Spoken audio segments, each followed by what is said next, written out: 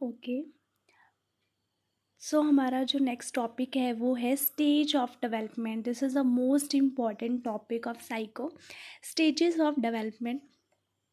तो डेवलपमेंट की आपकी जो 5 स्टेजेस होती है। फर्स्ट होती है कंसेप्शन पीरियड, जो आपका 9 month before birth. Infancy birth to 2 years. ठीक है, तो आपको ध्यान रखना है कंसेप्शन पीरियड वो होता है जिसमें हम कंसीव करते हैं। ठीक है, मतलब जन्म से 9 महीने तक जो आपका टाइम पीरियड होता है वो आपके कंसेप्शन में आता है। इन्फेंसी होता है जब बच्चा जन्म ले लेता है और उसके 2 साल तक, तो बर्थ टू 2 ईयर आपके पास आता है इन्फेंसी। चाइल्डहुड आपके पास चलता है 2 to 12 ईयर। चाइल्डहुड कहाँ से कहाँ, 2 to 12 ईयर। अब चाइल्डहुड के भी आपके पास जो वो 2 टाइप्स होती है। एक आपके पास होती है early childhood and second one is the middle childhood.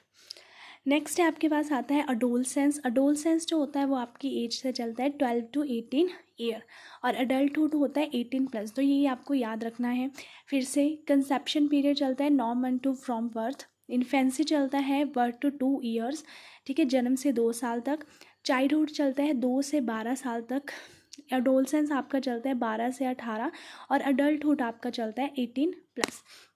अब चाइल्डहुड हमने बोला था, चाइल्डहुड भी आपके पास, अब यहाँ पे कंसेप्शन और इन्फेंसी से तो ज़्यादा नहीं पूछते हैं, लेकिन चाइल्डहुड से।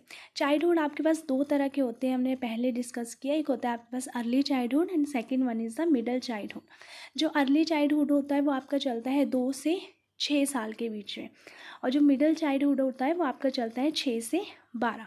हमने पीछे पढ़ा चाइल्डहुड का क्या होता है 2 से 12 साल तक। तो 2 से 6 तक आपके पास आ जाएगा अर्ली चाइल्डहुड, और 6 से 12 तक आपका आ जाएगा मिडिल चाइल्डहुड। अब नेक्स्ट है प्री नेटल्स और कंसेप्शन और प्रेगनेंसी पीरियड। तो अगर आपसे पूछ लिया गया कि कंसेप्शन पीरियड को और कौन सा पीरियड कहा जाता है, तो आप प्री नेटल और प्रेगनेंसी पीरियड भी जो है वो बोल सकते हैं। अब जो आपका 9, जो आपके पास जो कंसेप्शन पीरियड होता है वो आपका होता है 9 मंथ टू बर्थ, और अगर हमने डेज़ में कैलकुलेट करना है तो आपके पास होता है 280 डेज़ तक जो है वो ये होता है। ठीक है, उसके बाद आपके पास आता है इन्फेंसी पीरियड। इन्फेंसी पीरियड हमने डिस्कस किया 0 से 2 साल तक आपका होता है। इसको प्रीचुनिएट पीरियड भी कहा जाता है, मतलब गर्भनाल कटने तक का समय। अब इसको न्यू नेट नवजात पीरियड भी कहा जाता है। इसकी कैरेक्टरिस्टिक्स इंपॉर्टेंट है। बोला जब बच्चा जो जन्म लेता है तो उस टाइम जो उसके सर होता है वो कितना होता है 1/4, और उस बच्चे का ब्रेन का जो वेट होता है वो आपके पास होता है 350 ग्राम। ये इंपॉर्टेंट है। तो हेड जो होता है वो 1/4 होता है, ब्रेन का जो वेट होता है वो 350 ग्राम होता है। उसकी जो हाइट होती है वो 18 to 19 इंचज़ होती है। उसका अगर हमने पाउंड में करना हो तो पाउंड 7 to 8 पाउंड तक उसका वेट जो वो होता है। ठीक है, तो क्या डिस्कस किया, हेड होता है 1/4, वेट ऑफ द ब्रेन आपके पास होता है 350, 18 to 19 इंच जो उसकी हाइट होती है, और 7 to 8 उसकी क्या होती है पाउंड में वेट होता है। अब ये यहाँ से एक बार क्वेश्चन आया था कि जो 16 ईयर्स है कि जो बच्चे होते हैं उनका जो ब्रेन का जो वेट है वो कितना होता है। तो आपको ये भी इस बार में भी ये पूछ लिया जाए कि 2 साल के बच्चे का जो ब्रेन का वेट है वो कितना होता है। तो जो वेट जो होता है ब्रेन का जब बच्चा जन्म लेता है तो उस टाइम हमने पीछे ही पढ़ा कितना होता है आपके पास 350 ग्राम। जब बच्चा 2 साल का हो जाता है तो उसका डबल हो जाता है, कितना हो जाता है 700 ग्राम।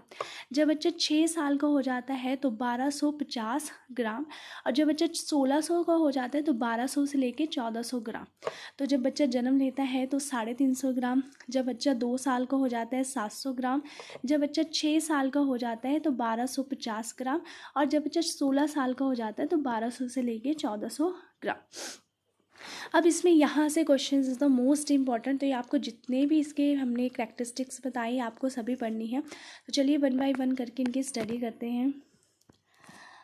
अब हमारे पास ओके, पहले हम ये कर लेते हैं कि जो इन्फेंसी होते हैं उनमें देखो सबसे पहले बच्चा सेंसेस से सीखता है। तो आपसे पूछ लिया जाता है कि इन्फेंसी पीरियड में बच्चा कहाँ से सीखता है, तो वो सेंस से सीखता है। अडेप्टेशन चीज़ों को कर लेता है वो 1 वर्ड जैसे करना बातें, वन सिर्फ ओनली जब वो बात करता है सिर्फ 1 वर्ड की बातें जो वो करता है। जैसे वो क्या करना शुरू कर देता है, ठीक है, माँ बा ऐसे से बात करना शुरू करता है। रैपिड फिजिकल, और सबसे ज़्यादा this is the most important, कि सबसे ज़्यादा जो रैपिड फिजिकल ग्रोथ होती है बच्चे की, वो आपके पास होती है अर्ली चाइल्डहुड में।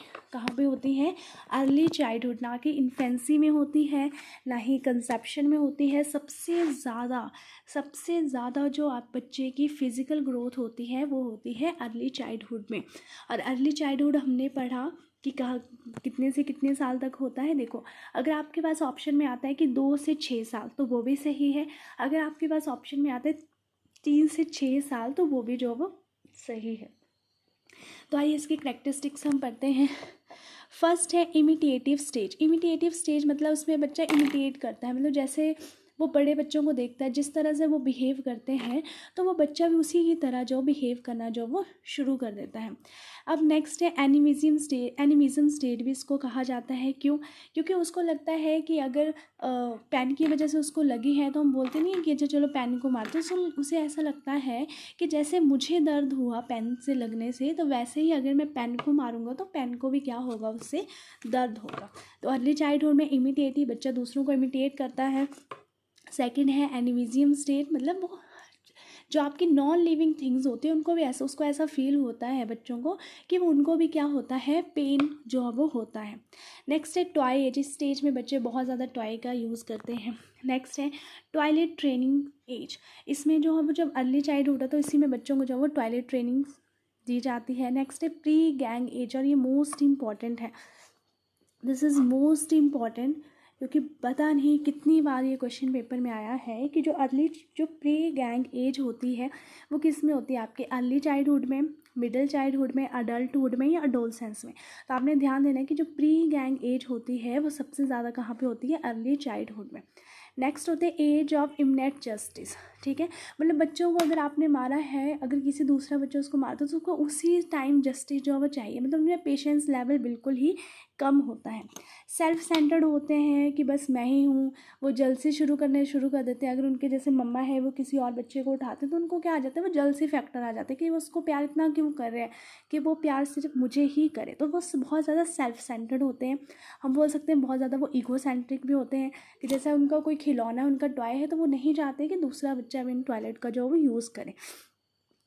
Illogical stage.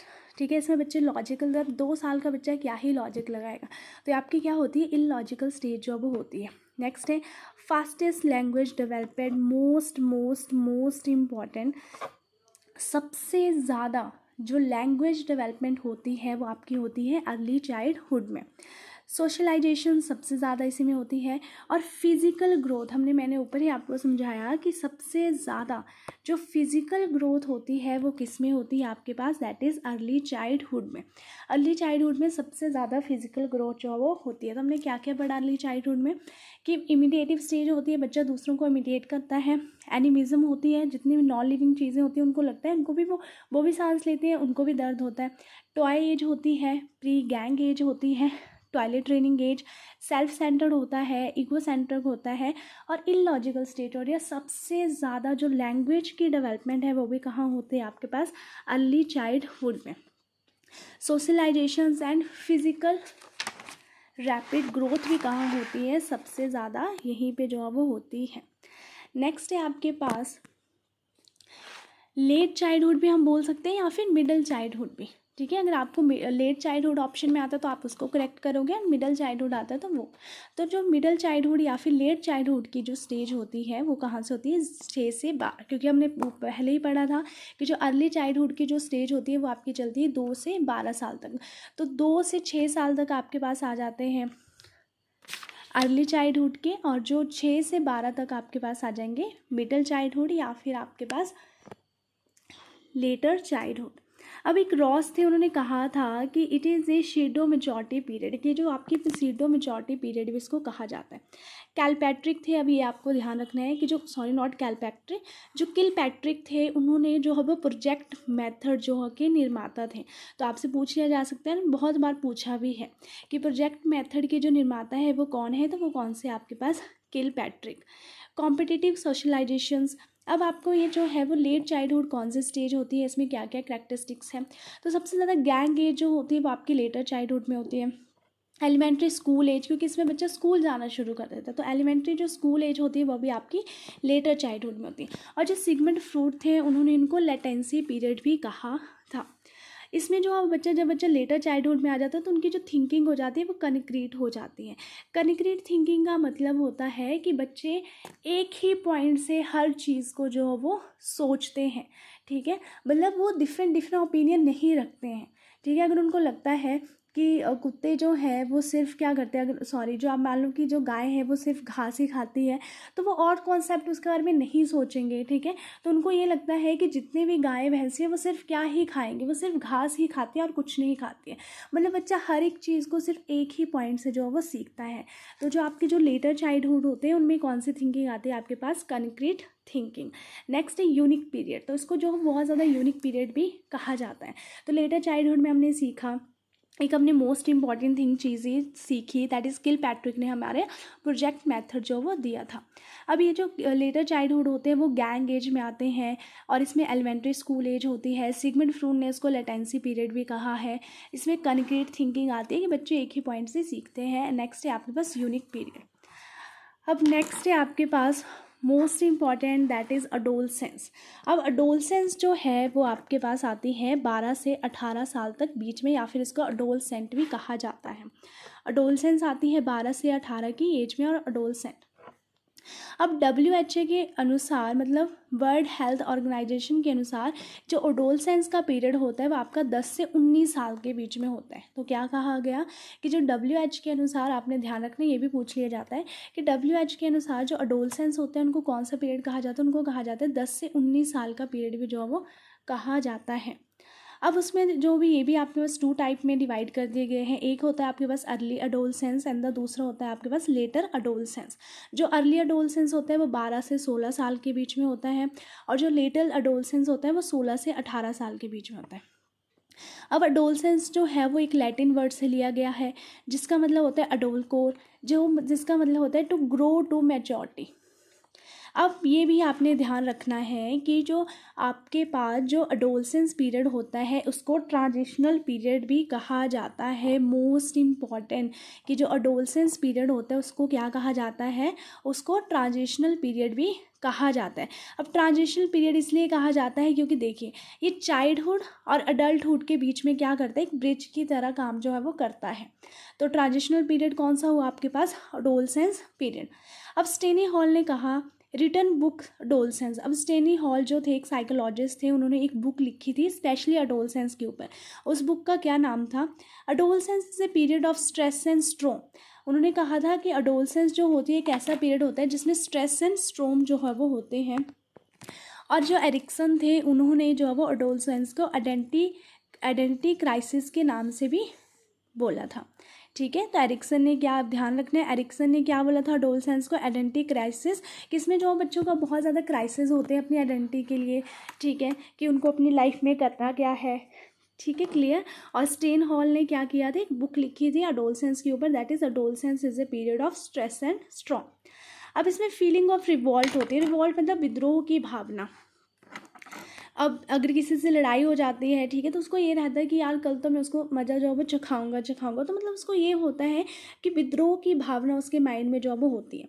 नेक्स्ट है लीडरशिप स्किल डेवलपमेंट, ठीक है। इसमें बच्चों में जो लीडरशिप क्वालिटीज़ आती हैं, वोकेशनल एंजाइटी, कैरियर टेंशन कि उनको क्या करना है लाइफ में, ठीक है, वो भी रहता है। थ्रेशहोल्ड ने कहा था कि ये जो होती है, थ्रेशहोल्ड टू अडल्टहुड, ठीक है, मतलब ये आपके दहलीज टू अडल्टहुड तक जो वो चलती है। सबसे ज़्यादा प्रॉब्लमेटिक एज भी इसको कहा गया है कि सबसे ज़्यादा प्रॉब्लम भी इसी एज में आती है।